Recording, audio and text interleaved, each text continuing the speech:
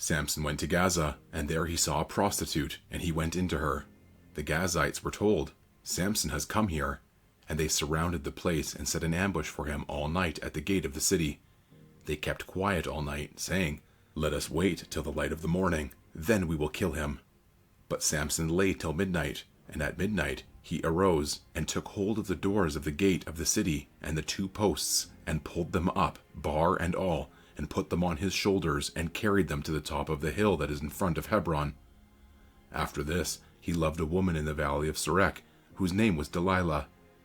And the lords of the Philistines came up to her and said to her, "Seduce him, and see where his great strength lies, and by what means we may overpower him, that we may bind him to humble him. And we will each give you 1,100 pieces of silver." So Delilah said to Samson, "Please tell me where your great strength lies, and how you might be bound, that one could subdue you." Samson said to her, "If they bind me with 7 fresh bowstrings that have not been dried, then I shall become weak and be like any other man." Then the lords of the Philistines brought up to her 7 fresh bowstrings that had not been dried, and she bound him with them. Now she had men lying in ambush in an inner chamber. And she said to him, "The Philistines are upon you, Samson." But he snapped the bowstrings as a thread of flax snaps when it touches the fire. So the secret of his strength was not known. Then Delilah said to Samson, "Behold, you have mocked me and told me lies. Please tell me how you might be bound." And he said to her, "If they bind me with new ropes that have not been used, then I shall become weak and be like any other man." So Delilah took new ropes and bound him with them, and said to him, "The Philistines are upon you, Samson." And the men lying in ambush were in an inner chamber. But he snapped the ropes off his arms like a thread. Then Delilah said to Samson, "Until now you have mocked me and told me lies. Tell me how you might be bound." And he said to her, "If you weave the 7 locks of my head with the web, and fasten it tight with the pin, then I shall become weak and be like any other man." So while he slept, Delilah took the 7 locks of his head, and wove them into the web, and she made them tight with the pin, and said to him, "The Philistines are upon you, Samson." But he awoke from his sleep and pulled away the pin, the loom, and the web. And she said to him, "How can you say, 'I love you,' when your heart is not with me? You have mocked me these 3 times, and you have not told me where your great strength lies." And when she pressed him hard with her words day after day, and urged him, his soul was vexed to death. And he told her all his heart, and said to her, "A razor has never come upon my head, for I have been a Nazarite to God from my mother's womb. If my head is shaved, then my strength will leave me, and I shall become weak and be like any other man." When Delilah saw that he had told her all his heart, she sent and called the lords of the Philistines, saying, "Come up again, for he has told me all his heart." Then the lords of the Philistines came up to her, and brought the money in their hands. She made him sleep on her knees, and she called a man, and had him shave off the 7 locks of his head. Then she began to torment him, and his strength left him. And she said, "The Philistines are upon you, Samson." And he awoke from his sleep and said, "I will go out as at other times, and shake myself free." But he did not know that the Lord had left him. And the Philistines seized him, and gouged out his eyes, and brought him down to Gaza, and bound him with bronze shackles. And he ground at the mill in the prison. But the hair on his head began to grow again, after it had been shaved. Now the lords of the Philistines gathered to offer a great sacrifice to Dagon their god, and to rejoice. And they said, "Our God has given Samson our enemy into our hand." And when the people saw him, they praised their God. For they said, "Our God has given our enemy into our hand, the ravager of our country, who has killed many of us." And when their hearts were merry, they said, "Call Samson, that he may entertain us." So they called Samson out of the prison, and he entertained them. They made him stand between the pillars. And Samson said to the young woman who held him by the hand, "Let me feel the pillars on which the house rests, that I may lean against them." Now the house was full of men and women. All the lords of the Philistines were there, and on the roof there were about 3,000 men and women, who looked on while Samson entertained. Then Samson called to the Lord and said, "O Lord God, please remember me, and please strengthen me only this once, O God, that I may be avenged on the Philistines for my 2 eyes."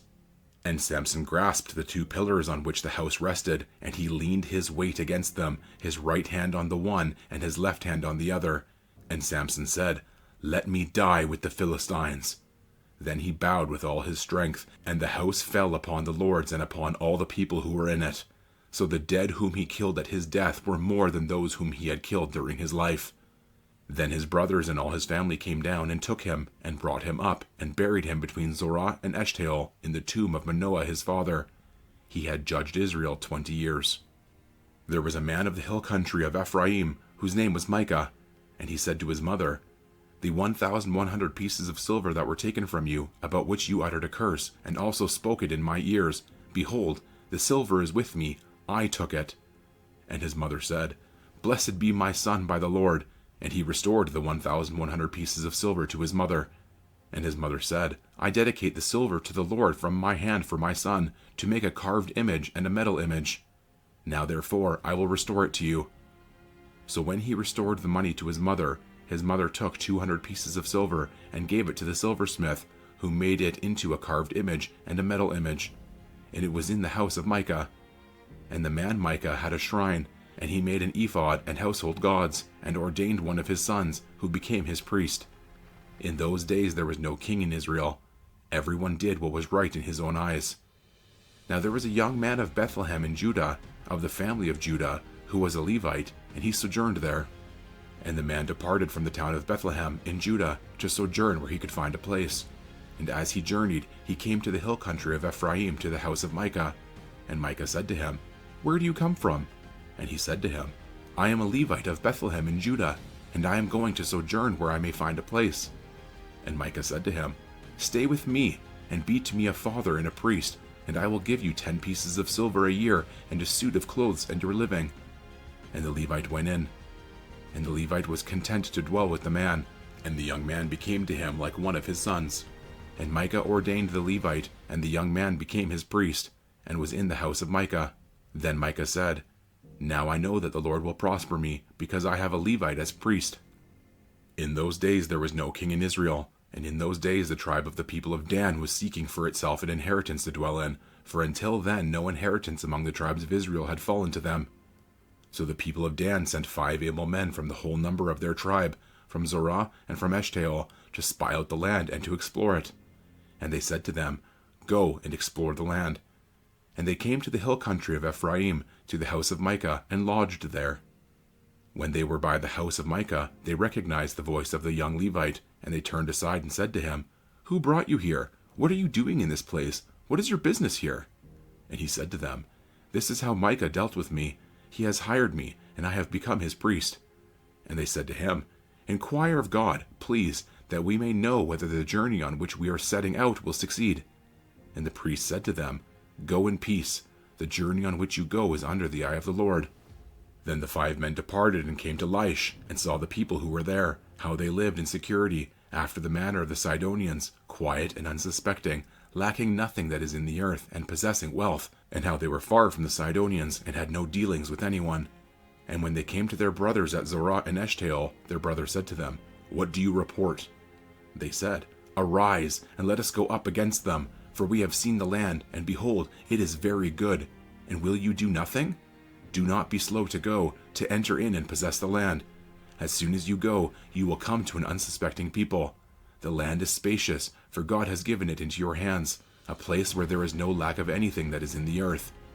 So 600 men of the tribe of Dan, armed with weapons of war, set out from Zorah and Eshtaol, and went up and encamped at Kiriath Jearim in Judah. On this account, that place is called Mahane Dan to this day. Behold, it is west of Kiriath Jearim. And they passed on from there to the hill country of Ephraim, and came to the house of Micah.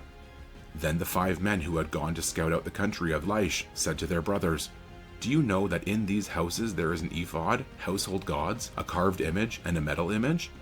Now therefore consider what you will do." And they turned aside there, and came to the house of the young Levite, at the home of Micah, and asked him about his welfare. Now the 600 men of the Danites, armed with their weapons of war, stood by the entrance of the gate. And the 5 men who had gone to scout out the land went up and entered and took the carved image, the ephod, the household gods, and the metal image, while the priest stood by the entrance of the gate with the 600 men, armed with weapons of war. And when these went into Micah's house, and took the carved image, the ephod, the household gods, and the metal image, the priest said to them, "What are you doing?" And they said to him, "Keep quiet. Put your hand on your mouth and come with us, and be to us a father and a priest. Is it better for you to be priest to the house of one man, or to be priest to a tribe and clan in Israel?" And the priest's heart was glad.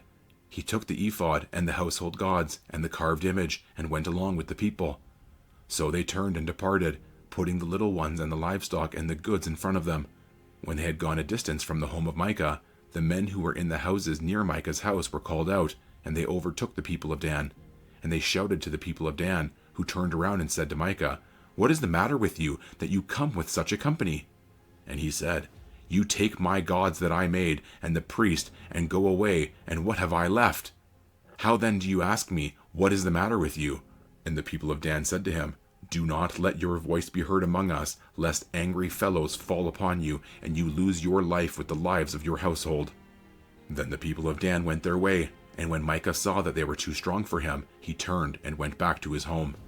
But the people of Dan took what Micah had made, and the priest who belonged to him, and they came to Laish, to a people quiet and unsuspecting, and struck them with the edge of the sword, and burned the city with fire.